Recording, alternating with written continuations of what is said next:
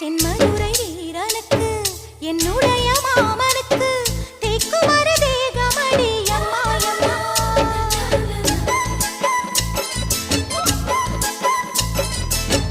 மாமன் பெற்ற பெண்ணுனக்கு மையெழுதும் கண் எதுக்கு என்னை வந்து கொல்லுதடி அம்மா அம்மா.